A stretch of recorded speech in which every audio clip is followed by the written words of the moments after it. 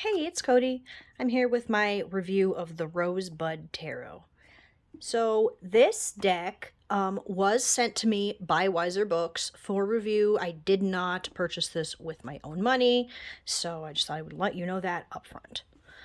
So I got this deck probably about a month ago. This is a newer release from Wiser. I am not sure exactly when it came out. It might have been like February. So this is a digital collage deck. Comes with the guidebook. I guess we'll box here. Beautiful box. Little thumb holes. I'm not reading the back to you because I don't care. Alright. So, I'll flip through this while I'm talking. It's not in order. And I will say that I colored these edges. They just came like regular card edges. You know, they weren't actually colored or anything. So I did that. Actually, I also need to do a second coat because it's kind of looking like shit. Alright. So, this deck is by... Shit. Wait, Harper and Stillwell. So that is Diana Rose Harper, and the art is by Amanda Lee Stillwell. Okay, so this deck was originally independently published. So I have looked up, its Kickstarter, like, campaign page is still up. It's long over with. But it's, all of its artwork is still up, and I did not see any changes between the artwork that the indie version had and the artwork that the mass market deck has. So I believe that's all the same. I have no idea what was in the indie version of the guidebook. All I have is the mass market one. So here we've got photography. We've got the digital collage. So some of these photos are actually old photos. And some of them, I believe, are newer photos, like, made to look, you know, black and white, kind of made to look aged, rather than actually being old black and white photos. I think that actually helped this deck get some more diversity, so I'm all for that. Some of the cards are a bit pippish. Okay, I'll point one of those out to you when we get to it. I will say that the court cards have been renamed. So pages are curiosity of whatever. Knights are velocity. Queens are generosity, and the kings are sovereignty. So I know some people don't really like renamings. And sometimes I'm kind of shitty about them too, but I feel like the renamings in this deck make sense. Like I draw the generosity of fire, and that is the Queen of Wands. Personally, I feel like curiosity, velocity, generosity, and sovereignty make sense. So I'm never sitting there thinking, you know, what the hell is this card? Some of the mages are renamed too, like here is the mage is number 1. But I still feel like it's not changed so much you wouldn't know what it meant. So as you can see, instead of, you know, earth being coins and fire being wands, it just goes elementally. I do have to say that this... Okay, I don't know if you've watched, I did a side-by-side comparison between this deck and the Relative Tarot, which I believe was sort of made in a similar way. Oh my god, I keep running into cards that, like, remind me of other things I want to say. Okay, pause. I did go through all of these cards, and one of my complaints is, like, really, where are the roses? I feel like there are decks that aren't even named after roses that kind of feel more predominantly rosy than this deck that's named the Rosebud Tarot. So I will say I'm a little bit disappointed in that. Okay, we don't have to keep looking at that one. I'll remember that too. So yeah, like this one obviously is the main thing of it, but like here it's just there's kind of some roses awkwardly on a horse back there, or I mean I guess it's a garden in the background. There's roses. All right, I'm not saying like there's just not roses in this deck. What the fuck? But I feel like I was under the impression that they were gonna be a little more symbolic, maybe, or something to the way that the deck is. Like, look at this. Really, the roses just chilling back there don't do anything for me. Like, I just, I don't know, man. So, also that one card that I saw, fuck, we'll just get it back out. Here is a thing that sometimes I don't like about, digital collage style decks. Where the fuck did it go? Okay. I don't like when, here it is, digital collage style decks look super awkward. And this card just looks really awkward to me. I guess I like a little more like integrated look between them. Like this I dislike this card for some reason. It's just the awkwardness of it. Not all of them are like that, but some of them just really have that cut and pasty kind of feel. I don't know.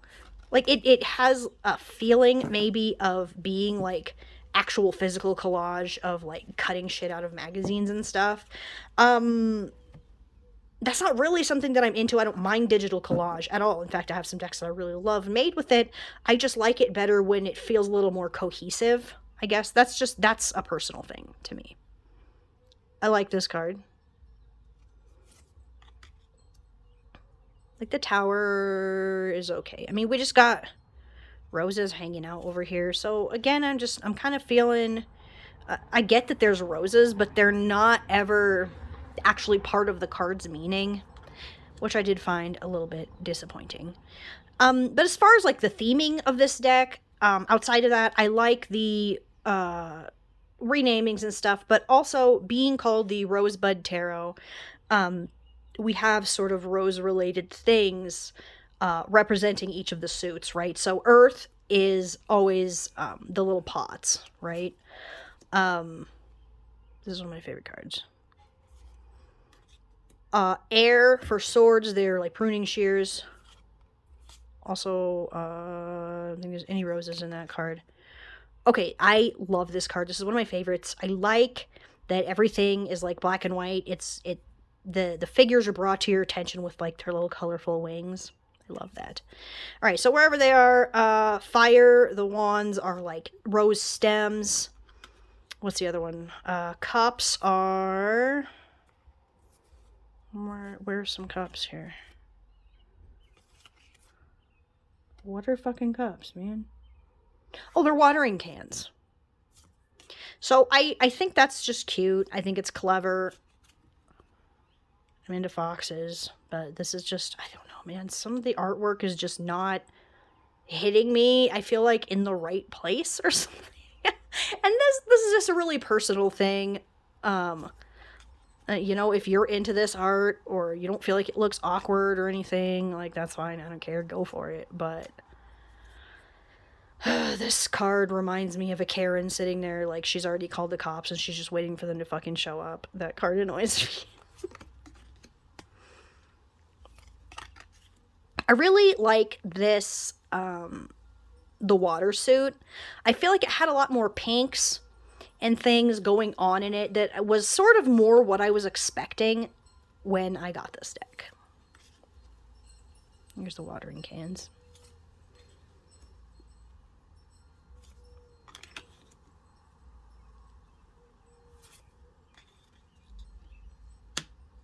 All right, somewhere in here is... Okay, in my other...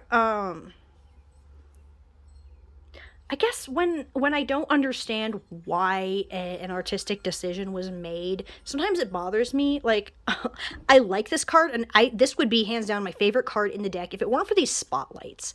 I feel like the lady they used is absolutely perfect. I love her pose, the dress. She's very, out there and clear and forward. I feel like a yellow rose would have been perfect there without the spotlights. I don't know, man. It made it feel too much. Makes it feel strange. The strength card also is not my favorite. Just because rather than strength being, the way that I read strength has more to do with befriending the lion befriending the lion in order to tame it rather than like forcing it into submission. This one sort of tends to, okay, wow, I'm having a hard time with words. It seems to be implying that it's physical strength. Okay, the professor, also the Hierophant. So I don't think any of the other cards, well, okay, I don't know if any of the other cards are actually like famous people. This woman, if you don't know, is Lois Jones. She was an artist during the Harlem Renaissance in the 30s, and I think she kept making art up until like the 1990s. So I really love that she is here, in the role of the professor or the Hierophant. I think that's a fresher take that I feel a lot better about than a crusty old Pope sitting there. So I do like that. I'm not sure. Some other people have mentioned some other cards might have actually been famous people. I don't know for sure, but I do know this one. Awkward.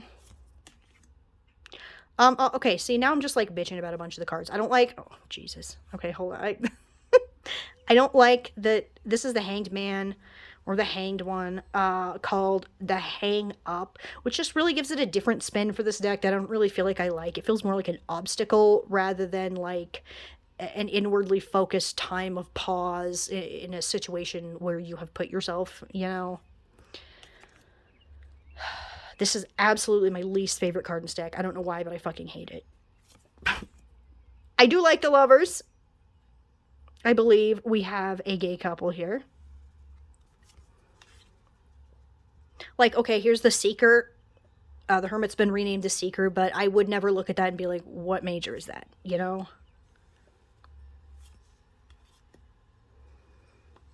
I love this fool.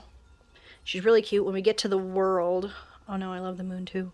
The World is also like an adult, like this girl. I mean, it's not literally the same person photographed, but she also has the wings and stuff as if the fool or the youth has grown up and has, achieved her stuff. So I think that is super cute.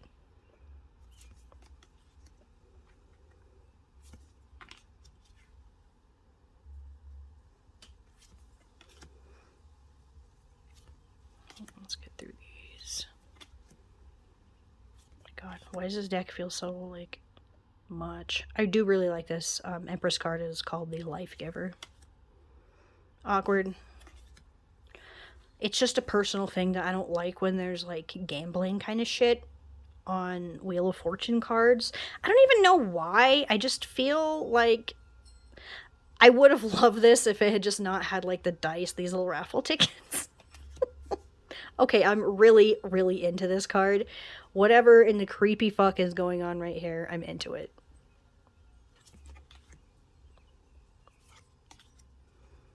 I really dislike the, like, rose awkwardness in this card.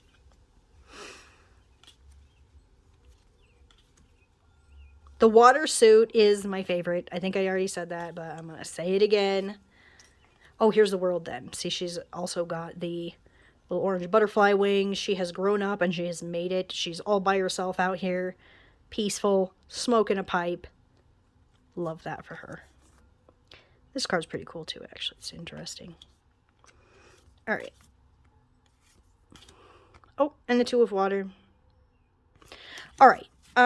So I also want, okay, well, actually let's discuss cardstock. The cardstock is, I like it. I like the cardstock. I would call it matte. I mean, I'm right in front of a window, so I mean, there's going to be a little shine on it, but it's not hideous gloss, which I hate. The cards slide really well over one another, but when you stack them up, it's not like they're... I keep hitting this fucking thing holding my phone. I'm sorry. It's not like they slide when if you like sit them on your altar or a table or something. They're just fine. I like the backs. I don't know, man, they're fine. Probably people with normal sized hands can riffle shuffle this bitch like nothing. For me, it is a little thick. I mean, the more I work with it, I think it's softening up. But for the most part, I just hand over hand shuffle because I don't have, like, the size and strength to, like, get this to shuffle nicely, like, at the bottom. It's just, I just can't do it. It'll bridge too. I don't know why I just didn't. Okay. Oh, Jesus. Okay, we're going to ignore that. All right, so I want to talk about the guidebook. This is hands down my favorite part, actually, of this deck is the guidebook. Again, I don't know what the indie version of this looked like, if it was bigger, if it was exactly the same. I just don't know. I like the artwork on it, which I actually didn't see like this anywhere in the cards, which was kind of disappointing, but fuck it. All right, we've got some little intro stuff, tarot structure, elements. All right, so they've got just a small colored reproduction of the card. It sort of Jesus Christ describes what is actually going on in the card. It talks a little bit about the meaning. We've got upright and reversed keywords. My favorite part is these little poems that come with it. This is... You know how people love, if you've heard of the Margaret Peterson Tarot and seen anyone talk about the poems, the way that is what describes the card? I feel like this is like on par with that, to me. All right, so we will read the youth, who is traditionally the fool, to begin, again, as though beginning itself is the point. A sacred innocence bolstered by accumulated experience. Wisdom begotten by unwisdom. The Icarian foolishness of choosing yet again to touch the live wire of living, to learn those things that only life itself can teach. That is fucking beautiful. And I feel like it's exactly... I have read all of the minor arcana, and I feel like... the major arcana. Those are exactly how I read the cards. I don't feel like anything in there is unaligned with the way that I personally read them. So for the minors, we have them like here are the twos. I like that you can flip through and you've got your little thing over here so it doesn't take you forever to find it. So we've got one keyword for each of the minor arcana, and then it's almost sort of a poetic little thing here. What is the point of an overflowing cup without another to share in its delights? And it's just such a short little thing, but it does so much to encompass, I feel like, just the meaning of the card. And it really takes a lot of talent to distill the meaning of something like a tarot card into 4 or 5 lines. So I am very, very impressed with this guidebook. Honestly, I wish that, Diana Rose Harper would write like a big, huge, like just a big book about reading tarot, because I feel, well, you know what, actually, no, I'm going to take that back. I was going to say I feel like it would be fucking beautiful, but like, why drag it out if you didn't need to? I love this. I feel like this would be a guidebook with good things to read in it, regardless of what the actual deck was. So, I'm not sure I have very much else to say, just that if this deck has artwork in it, this is on the inside of it here, that you're attracted to, if you don't share the complaints that I have, about, what I felt like was awkward, or, I think this would be a good deck to work with. The guidebook is phenomenal. This is $26.95 US dollars. So it's sad, but this actually is one of the more affordable mass market decks out there right now. So yeah, I mean, I think my only complaint with this deck is really just very personal, that the artwork is not my favorite. Um, but it's very solidly made. The guidebook is good. It's not gonna like lead you astray. You know what I mean? It has a lot of like Rider-Waite-Smith symbolism in the cards. I feel like it would be an easy reader for a lot of people, especially if you're sort of a beginner. Um, so yeah, that's it. If you've got any questions or comments or arguments or anything, leave them down in the comments. Thanks for watching. Bye.